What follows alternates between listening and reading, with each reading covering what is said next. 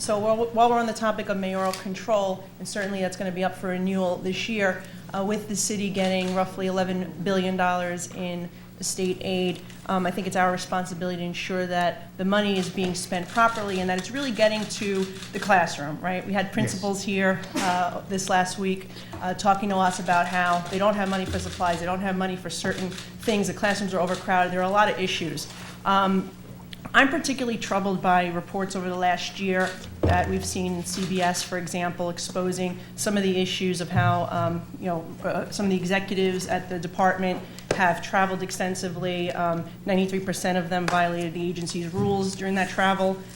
We see lucrative contracts going to school lunch vendors, and we know the stories that have highlighted some of the issues with mold and bones in some of the food that the children are being served.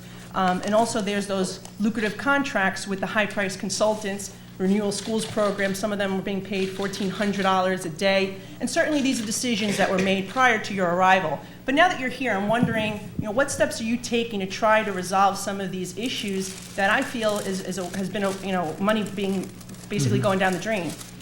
Thank you, Assembly Member, and I share an absolute focus on making sure that from a fiduciary responsibility, we are accountable for the taxpayers' dollars. I will tell you that I am very thankful to the City Comptroller for his report on travel. When I dug in and leaned into that report, what I found was that 70% of the travel and some of the travel inconsistencies that were reported are school-based. People not following the rules for taking students on trips. And obviously some of the other issues that we found, again, I want to be clear, there was no evidence of either criminal activity or any of that kind of stuff, but it was definitely not following rules. What we've done is we've initiated retraining for everyone that approves travel in our system. We have policies in place, they weren't being followed in every case. We also have, with the leadership of our Chief Financial Officer, instituted a series of blind audits of our travel, our student travel and our central travel to make sure that those rules are being followed up on. We're going to continue to do that. We've also taken all of the reporting requirements and the findings of the Comptroller's report and internalized them so that they are part of what we're doing.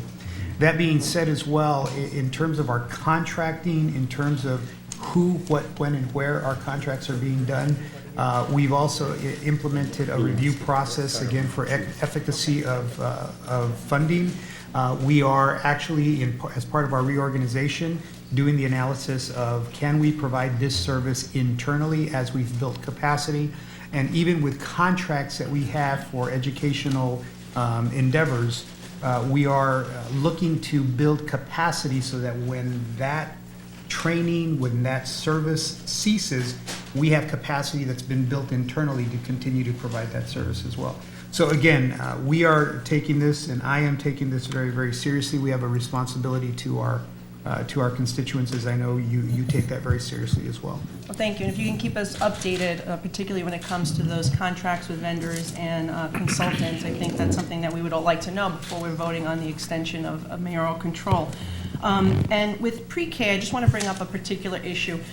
It seems to me, at least in District 20, and I met with a number of community-based organizations that provide the pre-K service, and certainly something I support pre-K. I voted for it. I vote for the funding, and I'm on board. But in District 20 alone, there have been 11 sites that have opened, and now we have sort of an oversaturation of pre-K without the students to fill them, and it's really affecting the community-based organizations in my district that feel that now, they're running in the red. They don't have enough students to fill their classrooms. They made investments as part of a contract with the DOE, and now they're sort of left hanging. And so, two questions. One would be, is there a reason why we're doing this? Is this because we're expecting the 3-year-olds to fill all those seats? And also, would you be willing to come to my district, or at least send some high-level representative from your office to meet with these community-based organizations to discuss some of their concerns? Because some of them feel they're going to have to close their doors in the next year or two if this doesn't get resolved. Yeah, so I'll answer the second question first. Absolutely. So what we'll do is we'll follow up and set up a meeting, and would love to meet with folks and understand what the concerns are.